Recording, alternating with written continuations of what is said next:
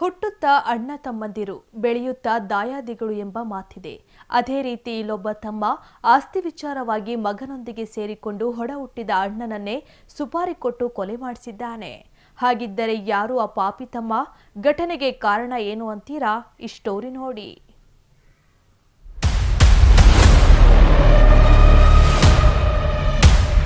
ಸುಪಾರಿ ಕೊಟ್ಟು ಸ್ವಂತ ಚಿಕ್ಕಪ್ಪನನ್ನೇ ಕೊಲೆ ಮಾಡಿಸಿದ ಪಾಪಿ.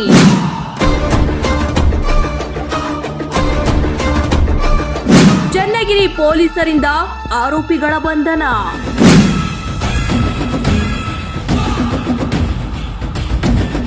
ಆಸ್ತಿ ವಿಚಾರಕ್ಕೆ ಚಿಕ್ಕಪ್ಪನನ್ನೇ ಕೊಲೆ ಮಾಡಿಸಿದ್ದ ಕಿರಾತಕ.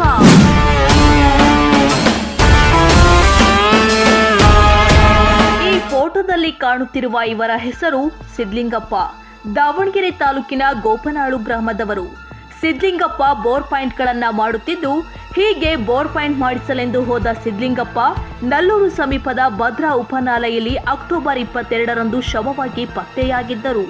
ಈ ಬಗ್ಗೆ ಅನುಮಾನಗೊಂಡ ಸಿದ್ಲಿಂಗಪ್ಪ ಅವರ ಸೊಸೆ ದೊಡ್ಡಮ್ಮ ಇದು ಕೊಲೆ ಎಂದು ದೂರು ನೀಡಿದ್ದರು. ದೂರಿನ ಆಧಾರದ ಮೇಲೆ ಕಾರ್ಯಪ್ರವೃತ್ತರಾದ ಪೊಲೀಸರು ಇದೀಗ ಪ್ರಕರಣಕ್ಕೆ ಸಂಬಂಧಿಸಿದಂತೆ ಸತೀಶ್, ಪ್ರಭು, ಪ್ರಶಾಂತ್ ನಾಯ್ಕ್, ಸುಜಾತ ಶಿವಮೂರ್ತಪ್ಪ ಎಂಬುವರನ್ನ ಬಂಧಿಸಿದ್ದಾರೆ. ಸಿದ್ಲಿಂಗಪ್ಪ ಅವರಿಗೆ ಪರಮೇಶ್ವರಪ್ಪ ಹಾಗೂ ಶಿವಮೂರ್ತಪ್ಪ ಎಂಬ ಇಬ್ಬರು ಸಹೋದರರಿದ್ದು, ಆದರೆ ಆಸ್ತಿ ವಿಚಾರವಾಗಿ ಸಿದ್ಲಿಂಗಪ್ಪ ಹಾಗೂ ಶಿವಮೂರ್ತಪ್ಪ ನಡುವೆ ಪದೇ ಪದೇ ಜಗಳ ನಡೆಯುತ್ತಿದ್ದು, ಈ ಬಗ್ಗೆ ಕೋರ್ಟ್ನಲ್ಲಿ ವಿಚಾರಣೆ ಕೂಡ ನಡೆಯುತ್ತಿದ್ದು, ಶಿವಮೂರ್ತಪ್ಪ ತನ್ನ ಪುತ್ರ ಸತೀಶನಿಗೆ ಚಿಕ್ಕಪ್ಪ ಸಿದ್ಲಿಂಗಪ್ಪನನ್ನ ಹೇಗಾದರೂ ಮಾಡಿ ಮುಗಿಸಿ ಎಂದು ಹೇಳಿದ್ದೇ ತಡ ಸತೀಶ್ ಸಂಚೊಂದನ್ನ ರೂಪಿಸಿದ್ದ.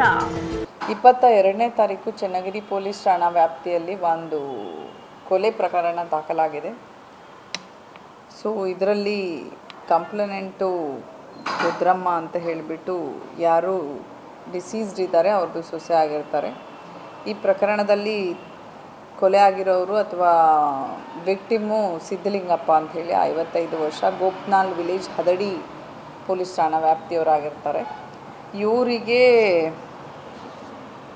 ಇವ್ರ ಜೊತೆಯಲ್ಲಿ ಶಿವಮೂರ್ತಪ್ಪ, ಪರಮೇಶ್ವರಪ್ಪ ಅಂಥೇಳಿ, ಶಿವಮೂರ್ತಪ್ಪ ಇವರ ಅಣ್ಣ, ಪರಮೇಶ್ವರಪ್ಪ ಇವ್ರ ಜೊತೆಗೆ ಹುಡ್ತವ್ರು. ಇವರು ತಮ್ಮ 3 ಜನ ಮಕ್ಕಳಿದ್ದಾರೆ ಸಿದ್ಲಿಂಗಪ್ಪ. ಸೊ ಶಿವಮೂರ್ತಪ್ಪ, ಪರಮೇಶ್ವರಪ್ಪ ಮತ್ತು ಈ ಸಿದ್ಲಿಂಗಪ್ಪ, ಶಿವಮೂರ್ತಪ್ಪ, ಪರಮೇಶ್ವರಪ್ಪ ಒಂದು ಮತ್ತು ಈ ಸಿದ್ಲಿಂಗಪ್ಪ ಅವ್ರದ್ದು ಇಬ್ಬರ ನಡುವೆ ಒಂದು ಆಸ್ತಿ ವಿಚಾರವಾಗಿ ತುಂಬ ದಿವಸಗಳಿಂದ ಗಲಾಟೆ ನಡೀತಾ ಇರುತ್ತೆ. ಇದ್ರ ಸಂಬಂಧ ಈಗಾಗಲೇ ರಾಜಿ ಸಂಧಾನಗಳು ಕೋರ್ಟಲ್ಲಿ ಕೂಡ ಕೇಸ್ ಹಾಕ್ಕೊಂಡಿದ್ದಾರೆ ತುಂಬ ಸಲ. ಸೊ ಏನಾದರೂ ಕೂಡ ಬಗೆಹರಿತಾ ಇರಲ್ಲ. ಇದೇ ವಿಷಯವಾಗಿ ಪದೇ ಪದೇ ಜಗಳ ಮಾಡ್ಕೊಳ್ತಾ ಇರ್ತಾರೆ. ಅಕ್ಕಪಕ್ಕ ಸಣ್ಣ ಪುಟ್ಟದ್ದು ಡಿಫ್ರೆನ್ಸ್ ಆಫ್ ಒಪಿನಿಯನ್ ಕೂಡ ಬರ್ತಾ ಇರ್ತದೆ. ಸೊ ಇದೇ ವಿಷಯವಾಗಿ ಶಿವಮೂರ್ತಪ್ಪನ ಮಗ ಸತೀಶ ಮತ್ತು ಸತೀಶನ ಹೆಂಡತಿ ಸುಜಾತ ಮತ್ತು ಶಿವಮೂರ್ತಪ್ಪ ಇವ್ರು 3 ಜನ ಹೀಗೆ ಆಗ್ತಾಯಿದ್ರೆ ನಮಗೆ ಕಷ್ಟ ಆಗ್ತದೆ, ಏನಾದರೂ ಮಾಡಬೇಕಲ್ಲ ಅಂತ ಹೇಳಿಬಿಟ್ಟು ಇವ್ರ ಮಗ ಸತೀಶನ್ಗೆ ಏನಾದರೂ ಮಾಡಿ ಅವನನ್ನು ಮಾಡಿ ಮುಗಿಸೋ ರೀತಿಯಾಗಿ ಮಾಡೋಣ, ಯಾರಿಗಾದರೆ ನೋಡು ಅಂತ ಹೇಳ್ತಾರೆ. ಅದೇ ರೀತಿಯಾಗಿ ಅವನಿಗೆ ಗೊತ್ತಿದ್ದ ಇನ್ನೊಬ್ಬ ವ್ಯಕ್ತಿ ಹತ್ರ ಕೇಳಿಸ್ಬಿಟ್ಟು ಯಾರು ನಮ್ಮ ಕೆಲಸನ ಇವನನ್ನು ಸಾಯಿಸೋ ಕೆಲಸ ಮಾಡಬಹುದು ಅಂತ ವಿಚಾರಿಸಲಾಗಿ ಲಿಂಗದಹಳ್ಳಿಯ ಪ್ರಭು ಹಾಗೂ ದಾವಣಗೆರೆಯ ನಿಟ್ಟುವಳ್ಳಿಯ ಪ್ರಶಾಂತ್ ನಾಯ್ಕ್ ಎಂಬುವರನ್ನ ಭೇಟಿ ಮಾಡಿದ್ದ ಸತೀಶ್ ಅವರಿಗೆ 1 ಲಕ್ಷಕ್ಕೆ ಚಿಕ್ಕಪ್ಪನನ್ನ ಕೊಲೆ ಮಾಡಲು ಸುಪಾರಿ ನೀಡಿದ್ದ. ಅದರಂತೆ ಅಕ್ಟೋಬರ್ 21ರಂದು ದಾವಣಗೆರೆಯ ತ್ರಿಶೂಲ್ ಚಿತ್ರಮಂದಿರದ ಬಳಿ ಆಟೋಗೆ ಗ್ಯಾಸ್ ತುಂಬಿಸಿ ಅವರಿಗೆ 1,000 ಅಡ್ವಾನ್ಸ್ ಕೂಡ ಸತೀಶ್ ನೀಡಿದ್ದ. ಅದರಂತೆ ಪ್ರಭು ಹಾಗೂ ಪ್ರಶಾಂತ್ ನಾಯ್ಕ್ ಸಿದ್ಲಿಂಗಪ್ಪ ಅವರಿಗೆ ಬೋರ್ ಪಾಯಿಂಟ್ ಇದೆ ಎಂದು ಹೇಳಿ ಅವರನ್ನ ತೊಗಲೇರಿ ಕ್ರಾಸ್ ಬಳಿ ಆಟೋದಲ್ಲಿ ಕೂರಿಸಿಕೊಂಡು ಹೋಗಿದ್ದರಲ್ಲದೆ ಅವರನ್ನ ಆಟೋದಲ್ಲಿ ಸುತ್ತರಿಸಿದ್ದಾರೆ. ಆಗ ಸಿದ್ಲಿಂಗಪ್ಪ ಅವರಿಗೆ ಅನುಮಾನ ಬಂದಿದ್ದು, ಕೊನೆಗೆ ಸಿದ್ಲಿಂಗಪ್ಪನನ್ನ ಪ್ರಭು ಹಾಗೂ ಪ್ರಶಾಂತ್ ನಾಯ್ಕ್ ಟವಲ್ನಿಂದ ಉಸಿರುಗಟ್ಟಿಸಿ ಕೊಲೆ ಮಾಡಿ ಬಳಿಕ ನಲ್ಲೂರು ಬಳಿ ಇರುವ ಭದ್ರಾ ಉಪನಾಲೆಗೆ ಕೈಕಾಲು ಕಟ್ಟಿ ಆತನ ಮೃತದೇಹದ ಮೇಲೆ ಕಲ್ಲು ಇಟ್ಟು ನಾಲೆಗೆ ಎಸೆದಿದ್ದರಲ್ಲದೆ ಮೃತದೇಹದ ಫೋಟೋವನ್ನ ಸತೀಶನಿಗೆ ಕಳುಹಿಸಿದ್ದ. ಕೊನೆಗೆ ಸತೀಶ್ ಅವರಿಗೆ 10,000 ಫೋನ್ ಪೇ ಕೂಡ ಮಾಡಿದ್ದ.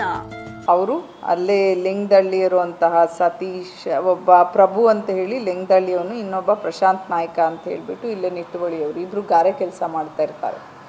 ಅವ್ರನ್ನ ಕರೆಸ್ಬಿಟ್ಟು 21ನೇ ತಾರೀಕಿಗೆ ಕರೆಸ್ಬಿಟ್ಟು ಈ ಸತೀಶ ಅನ್ನೋನು ಯಾರು ಹೇಳಿದೆ ಅವನು ಕರೆಸಿ ಹೇಳ್ತಾರೆ, ಹಿಂಗೆ ತ್ರಿಶೂಲ ಥಿಯೇಟರ್ ಇದೆಯಲ್ಲ ದಾವಣಗೆರೆ ಸಿಟಿಲಿ, ಅಲ್ಲಿ ಕರೆಸ್ಬಿಟ್ಟು ಇವನೇ ಅವ್ರ ಆಟೋಗೆಲ್ಲ ಗ್ಯಾಸ್ ಎಲ್ಲ ಸಿಲಿಂಡ್ರ್ ಮಾಡಿ ಅವನಿಗೆ 1,000 ರೂಪಾಯಿ ಅಡ್ವಾನ್ಸು ಕೊಟ್ಬಿಟ್ಟು, ಇಲ್ಲ ನೀನು ಹೋಗ್ಬಿಟ್ಟು ಹೀಗೆ ಮುಗಿಸ್ಬಿಡಬೇಕು, ನಮ್ಮ ಚಿಕ್ಕಪ್ಪ ಅವ್ರಿಗೆ ಬೋರ್ವೆಲ್ ಪಾಯಿಂಟನ್ನು ಗುರ್ತು ಮಾಡೋದು ಚೆನ್ನಾಗಿ ಗೊತ್ತು ಅಂತ ಹೇಳಿಬಿಟ್ಟು ಇವ್ರ ನಂಬರ್ ಕೊಟ್ಬಿಟ್ಟು ಇವ್ರ ನಂಬರಿಗೆ ಫೋನ್ ಮಾಡು, ಅವ್ರಿಗೆ ಬೋರ್ವೆಲ್ ಕೊರೆಸೋ ಕೆಲಸ ಇದೆ ಅಂತ ಹೇಳಿದರೆ ಬರ್ತಾರೆ ಅಂತ ಹೇಳ್ತಾರೆ.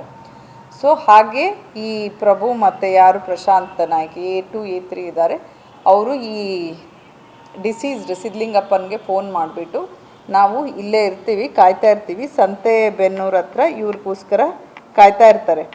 ಸೊ ಕಾಯ್ತಾ ಇದ್ದು ಸಂತೆಬೆನ್ನೂರು ತೊಗ್ಲೇರಿ ಕ್ರಾಸ್ ಹತ್ರ ಬಂದಾದಮೇಲೆ ಇವನನ್ನು ಹತ್ತಿಸ್ಕೊಂಡು ಅದೇ ಆಟೋದಲ್ಲಿ ಕರ್ಕೊಂಡು ಹೋಗ್ತಾರೆ. ಅದೇ ಆಟೋದಲ್ಲಿ ಕರ್ಕೊಂಡು ಹೋಗಿಬಿಟ್ಟು ತೊಗ್ಲೇರಿಯಿಂದ ನೆಕ್ಸ್ಟು ಮರವಂಜಿ ಕೆರೆ ಅಲ್ಲಿಂದ ಮುಂದೆ ಹೋಗಿಬಿಟ್ಟು ಒಂದು ಡ್ರಿಂಕ್ಸ್ ಎಲ್ಲ ತೊಗೊಂಡು ಇವನ ಹತ್ರ 4 ಗಂಟೆಯಲ್ಲಿ ಡ್ರಿಂಕ್ಸು ಕೂಡ ಮಾಡ್ತಾರೆ. ಅದಾದಮೇಲೆ ನೆಕ್ಸ್ಟು ಅಲ್ಲಿಂದ ಬುಕ್ಕಾಂಬುದಿಗೆ ಹೋಗಿ ಪಾಂಡುಮಟ್ಟಿ, ಹೊನ್ನೆಬಾಗಿ, ಗರ್ಗ, ಇಂಟೀರಿಯರ್ ರೋಡ್ಗೆ ಹೋಗ್ಬೇಕಾದ್ರೆ ಇವ್ನಿಗೆ ಡೌಟ್ ಬರುತ್ತೆ, ಯಾಕೆ ಹಿಂಗೆ ಮಾಡ್ತಾಯಿದ್ದೀರಾ, ನೀವು ಏನೋ ಮಾಡ್ತೀರಾ, ಯಾಕ್ರಪ್ಪ ಅಂದಾಗ ಏನಿಲ್ಲ ಬಾಬಾ ಈಗ ಬೇಡ, ಇವನು ಹೇಳ್ತಾನೆ ಈಗ ಕತ್ಲೆ ಆಗಿಬಿಡ್ತು, ಬೋರ್ವೆಲ್ ಪಾಯಿಂಟ್ ಮಾಡೋಕ್ಕಾಗಲ್ಲ, ವಾಪಸ್ ಹೋಗೋಣ ಅಂತ. ಇಲ್ಲ ಬಾ ಬೇರೆ ಕೆಲಸ ಇದೆ ಅಂತ ಕರ್ಕೊಂಡು ಹೋಗ್ತಾರೆ. ಬಟ್ ಡಿಸೀಸ್ಡ್ಗೆ ಆಲ್ಮೋಸ್ಟ್ ಡೌಟ್ ಬಂದಿರ್ತದೆ. ಇಲ್ಲಪ್ಪ ಇಲ್ಲಿವರೆಗೆ ಯಾಕೆ ಕರ್ಕೊಬಂದ್ರಿ ನೀವು, ನನಗೆ ಸಾಯಿಸ್ಬೇಕಂದ್ರೆ ಅಲ್ಲೇ ಸಾಯಿಸ್ಬೋದಿತ್ತಲ್ಲ ಅಂತ ಕೂಡ ಹೇಳ್ತಾನೆ. ಆದರೂ ಕೂಡ ಇವರು ಫೋರ್ಸ್ಫುಲಿ ಒಳಗಡೆ ಕರ್ಕೊಂಡೋಗಿ ಅವರಿಗೆ ಟವಲ್ಲಿಂದ ಉಸಿರು ಕಟ್ಟಿಸಿ ಸಾಯಿಸಿಬಿಟ್ಟು ಅವನಿಗೆ ವಾಪಸ್ ಇದನ್ನು ಹಾಕ್ತಾರೆ, ಆಟೋದಲ್ಲಿ, ಅದೇ ಆಟೋದಲ್ಲಿ ಹಾಕ್ಕೊಂಡು ಬಂದುಬಿಟ್ಟು ನಲ್ಲೂರಿಗೆ ಬಂದು ಒಂದು ಬಾರಲ್ಲಿ